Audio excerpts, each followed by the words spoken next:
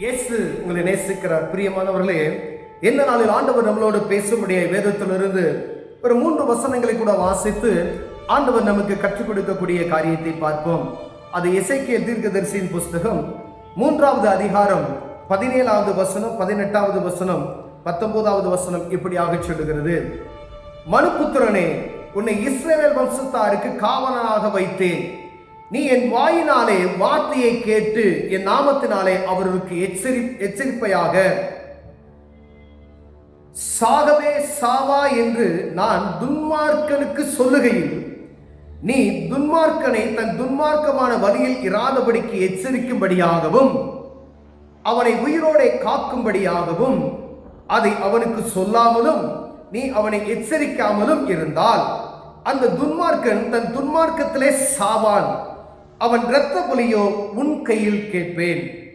நீ துன்மார்க்கனை எச்சரித்தும் அவன் தன் துன்மார்க்கத்தை தன் ஆகாத வழியை விட்டு திரும்பாமல் போவானாகில் அவன் தன் துன்மார்க்கத்திலே சாவான், நீயோ வென்றால் உன் ஆத்மாவை தப்புவிப்பாய்.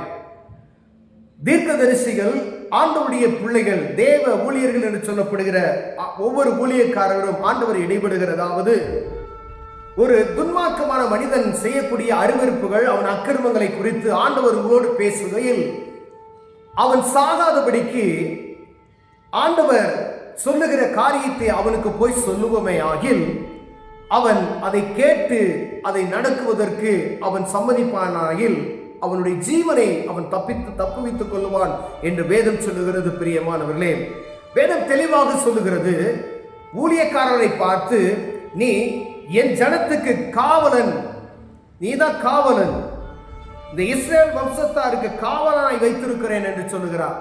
அப்ப அழிந்து போகிற ஆத்துமாக்களுக்கு நாம் காவலனாய் இருக்கிறோம். பிரியமானவர்களே, அழைக்கப்பட்டவர்கள், தெரிந்து கொள்ளப்பட்டவர்கள், சீசர் என்று அழைக்கப்படுகிறவர்கள், சீசர் ஆக்கப்பட்டவர்கள், ரட்சிப்பின் அனுபவத்தை பெற்றுக்கொண்டவர்கள், விசுவாசிகள் அனைவருமே காவலாளர்கள் என்பதை மறந்து போய்விடக்கூடாது. யாருக்கையா காவலாளர்கள்?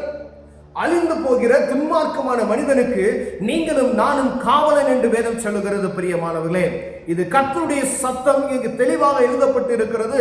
ஒரு துன்மார்க்கமான மனிதனை பார்த்து அவன் துன்மார்க்கத்தை விட்டு அவன் விலகுவதற்கு அவன்கிட்ட போய் நீ சொல்லு, ஐயா, நீ செய்கிற துன்மார்க்கமான காரியம் கடவுளுக்கு அருவருப்பான காரியம், மனுஷனுக்கு இது தேவையில்லாத காரியம், இது ஆண்டவருக்கு விருப்பமில்லாத காரியம், நீ செய்யக்கூடாததை செய்கிறாய் என்று சொல்லி அவன்கிட்ட போய் நேரடியாய் சொல்லு. அப்படி நீ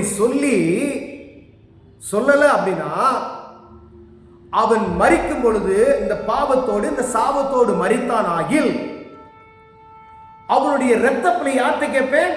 ஓன்ட்ட கேட்பேன் அப்படின்னு சொல்லுகிறார். அவன் செத்ததுக்கு நீதான் காரணம். ஏன் அப்படின்னு சொன்னா, அவன் துன்மார்க்கமான மனிதன், அவன் ஊதாரித்தனமாய் இருக்கிறான். ஏன்? அவனுக்கு இயேசுவை பற்றி தெரியாது, பாவத்தை குறித்து அவனுக்கு தெரியாது. அப்படி இருக்கிற ஒரு மனுஷன்கிட்ட போய் ஆண்டவர் உன்கிட்ட பேச சொன்னா உனக்கு வாய்ப்பு கிடைக்குமேயானால் அவன் எப்படிப்பட்டவனாய் இருந்தாலும் அவன் சமூகத்துல போய் ஆண்டவர் இதை உனக்கு சொல்ல சொன்னா நீங்க சொல்லிட்டீங்க அப்படின்னு சொன்னா, ஆண்டவர் உங்கள் இருதயத்தில் வைக்கிற மனிதனை குறித்து அவன்கிட்ட போய் நீங்க சொல்லிட்டீங்க அப்படின்னு சொன்னா, அதை கேட்டு அவன் நடந்தால்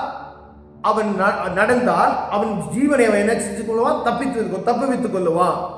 ஒருவேளை நீங்க சொல்லல அப்படின்னு சொன்னா அந்த ஆத்மாவை குறித்து நம்ம கணக்கு ஒப்புவிக்கப்படணும், தேவ சமூகத்தில் நம்ம கணக்கு ஒப்புவிக்கப்படணும் என்று சொல்லுகிறது. அவன் இரத்த பலியையோ உன் கையில் கேட்பேன் என்று சொல்லுகிறார்.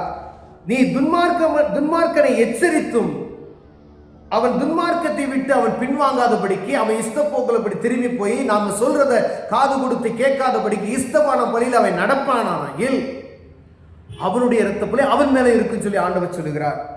அவன் திரும்பாமல் போவானாகில் அவன் துன்மார்க்கத்தினாலே அவன் சாவான், நீயோ வென்றால் உன் ஆத்மாவை தப்பித்துக் கொள்ளுவாய்.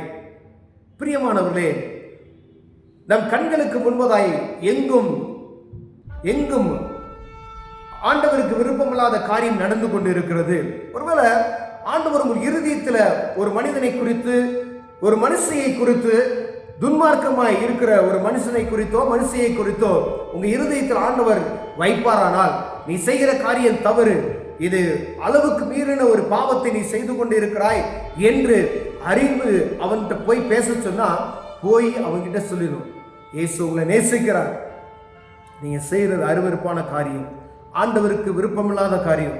மனிதருக்கு துரோகம் செய்கிறீர்கள், குடும்பத்துக்கு நீங்க துரோகம் செய்றீங்க, உலகத்துக்கு நீங்க துரோகம் செய்றீங்க, உங்களை நம்பி இருக்கிற ஜனத்துக்கு துரோகம் செய்கிறீர்கள் என்று சொல்லுவோம். ஏனால் ஆண்டவர் நம்முடைய ஜீவனை காக்க வல்லமையுள்ளவராக இருக்கிறார். அவனுடைய இரத்தப்பலி நம்மகிட்ட கேட்க மாட்டார், அவனுடைய இரத்தப்பலி அவன் மேல் இருக்கும். அப்படிப்பட்ட மனிதனை நான் சாகவே சாக செய்வேன் என்று ஆண்டவர் சொல்லுகிறார். ஒருவேளை நீங்க சொல்லல அப்படின்னு சொன்னா, ஏன் அவனுக்கு காவலாளி நீங்க? ஐயா, அந்த மனுஷனுக்கு எனக்கு எந்த சம்பந்தமுமே இல்லையே. ஆனா ஆண்டவர் சொல்லுகிறார், இந்த மனுப்புத்திரனுக்கு காவலாளி நீதான் என்று சொல்லுகிறார். துன்மார்க்கமாய் இருக்கிற மனிதனுக்கும், மதுபானத்தில் அடிமைப்பட்ட மனிதனுக்கும், எந்த ஒரு காரியத்தை ஆண்டவருக்கு விரோதமாய் செய்கிற மனிதனுக்கும் நீ காவலாளி என்று சொல்லிவிட்டார். பிரியமானவர்களே, அப்படின்னா நம்ம எவ்வளவு ஜாக்கிரதை உள்ளவர்களா இருக்கும் பாருங்க. அதுதான் ஆண்டவர் சொல்லுகிறாரு, ஆண்டவருடைய ஊழியத்தை அசதியாய் செய்கிறவன் சபிக்கப்பட்டவன் என்று வேதம் சொல்லுகிறது. அப்ப எவ்வளவு ஜாக்கிரதை உள்ளவராய், நேரம் கிடைத்தாலும் வாய்ப்பு கிடைத்தாலும் கிடைக்கலைனாலும் சில திருவசனத்தை கவனமாய் நாம் போதிக்கும்படி ஆண்டவர் நம்ம அழைத்திருக்கிறார். பிரியமானவர்களே, எந்த இடத்துல ஆண்டவர் யாரோ ஒரு மனிதன்கிட்ட பேச சொன்னாரோ பேசிருங்க. நேரங்கள்ல ஆண்டவர் பேச சொல்லி பேசாம இருப்போம் பார்த்தீங்களா, அவங்க மறிச்சு போயிடுவாங்க திடீர்னு.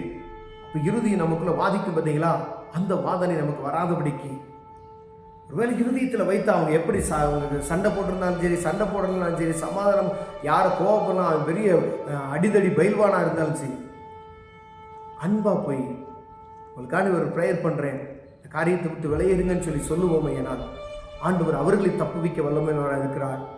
நமக்கு கொடுத்த வேலையும் செய்ய ஆண்டவர் நமக்கு பிரியப்படுவார். பிரியமானவர்களே, ஒருவேளை அதை நம்ம செய்யாமல் இருப்போமே. நான் ஊழியர்கள் எல்லாருமே ஊழியர்கள் தான்.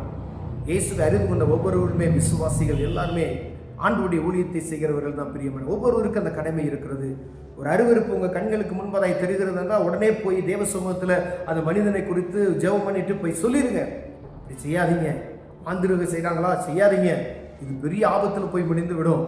திருடுறாங்களா சொல்லிடுங்க, திருடாதீங்க, இது பெரிய ஆபத்தில் போய் முடிந்து விடும் சொல்லுங்க. மதுபானத்தில் அடிமைப்படுத்த கிடக்கிறாங்களா, இதை செய்யாதீங்க அப்படின்னு சொல்லுங்க. ஆண்டவர் அதை கனப்படுத்தி அவர்களை காக்க வல்லமையோடு இருக்கிறார். நினிவே பட்டணத்து ஜனங்களுக்கு யோனாவை அனுப்பி வைத்தார். அவர் போய் சொன்னதுமே அவங்க கேட்டுக்கிட்டாங்க.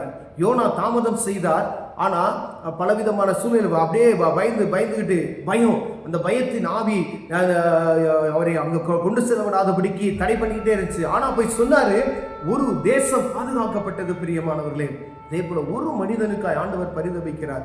ஒரு தனிப்பட்ட ஒரு மனிதனுக்காய் ஆண்டவர் பரிதபிக்கிறவராக இருக்கிறார். ஒரு ஆத்மா ரட்சிக்கப்பட்ட பரலோகத்தில் ஒரு பெரிய சந்தோஷம் உண்டாகும். பிரியமானவர்களே, நாம் ரட்சிக்கப்படாத முன்னாடி எப்படி இருந்தோம் நமக்கு தான் தெரியும். அப்ப ரட்சிக்கப்படாத மனுஷன் எப்படிதான் இருப்பாங்க, அவங்களுக்கு எப்படி சுவிசேஷத்தை அறிவிக்க வேண்டுமோ அப்படி அவர்களுக்கு அன்பாய் சொல்லுவோமையினால் கர்த்தர் நம்மை ஆசீர்வதித்து காக்க வல்லமையுள்ளவராக இருக்கிறார். கண்களை மூடுவோம், ஜெபம் செய்வோம். அன்பின் தகப்பனே, ஆண்டவரே, துன்மார்க்கர்களை பார்த்து நாங்கள் ஆண்டவரே அப்பா நிதானமற்றவர்களாய் போகாதபடிக்கு அவர்களுக்கு சுவிசேஷத்தை அறிவிக்க, அவருடைய குற்றங்களை எடுத்து உரைத்து அவர்களுக்கு ஆண்டவரே தேவனுடைய அன்பை பகிர்ந்து கொடுக்க எங்களுக்கு உதவி செய்யுங்க. இயேசுவின் நாமத்தில் பிதாவே, ஆமென்.